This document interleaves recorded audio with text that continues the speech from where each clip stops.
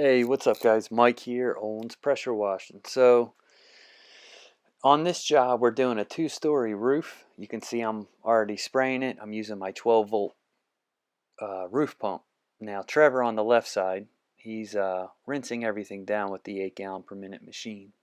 Now, this roof has no gutters.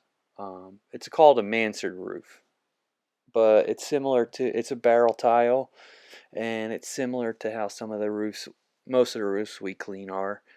And this roof is very steep, this section of it, and there's no gutters. So before I started, while I was getting my hose out for my 12 roof pump, I had Trevor rinsing for at least a good 10 minutes, just going back and forth, getting all them plants soaked up, all the roots, pretty much drenched in water. And what that does is it has the roots just fill up with water. So obviously there's going to be chemical dripping down on those plants, and it's not going to drink the chemical because number one, he's spraying it as it's coming down, and two, the plants have already drank in plenty of water, so they're pretty much filled with water and they can't get any chemical in them. So while the chemical's dripping on them right now, it can still burn the leaves. So he's keeping everything just constantly wet. He's following me. He's in front of me.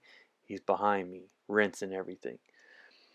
Um, this roof was pretty simple. I did run into a problem. You can see I'm starting to hit it, banging my J-rod on the ground there because I keep getting it clogged with something.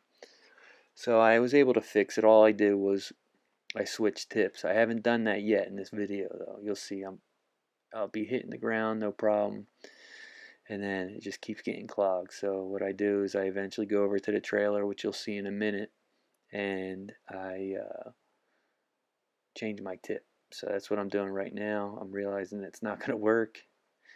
We're trying to rinse it out, and the customers were coming, even though they weren't supposed to be coming and going for 4 hours that day from the property manager, but nobody listens. So I'm switching my tip right now. And it's just going to be a bigger orifice tip so I can uh, not have to worry about it getting clogged. And basically, it was only getting clogged because I just recently plumbed it into my reel, which had a rusted manifold that I cleaned out. So you can see now it's coming out nice and easy. And little bits of I cleaned it out, but little bits of the rust was still coming through the hose. So it's okay now, but it was just a pain. Always something when you have jobs. But the main thing here is we're hitting it from the ground, no ladders. And all that runoff, you can't really see it from here, but there's quite a bit just because of how steep that roof is, and there's no gutters. So people that are usually concerned with plant damage, as long as you keep them plants soaked before and during and after, you should be good to go. So we're coming right along. You can see, the sections that I'm spraying, they turn bright white. It just means the mildew and algae's getting neutralized. So it was a pretty simple job. Can't ran into a couple hiccups, but like I said, your number one focus when you're cleaning a roof, to me anyway, and I think for most people when they're starting out, and while you could do this for a long time, your number one concern is the plants, and not just plants but other things. Like you can notice while I'm spraying, and I'm spraying my stuff, some of that is misting on the second story. So Trevor's noticing that, and Trevor's rinsing the second story off while I'm, and see how I stopped. He still just keeps on rinsing, and I'll point out, hey, hit over there. I missed that spot. So he's just nonstop rinsing. But yeah, so I mean that's pretty much, it was pretty much this, the gist of the job. It really wasn't that hard. I just made sure before I booked the job, I told the property manager, hey, we got to have all them cars. They can't be there because of overspray reasons. And I saved him money because I could have got a lift. It would have costed him a lot more money. So I saved him money by being able to hit it from the ground.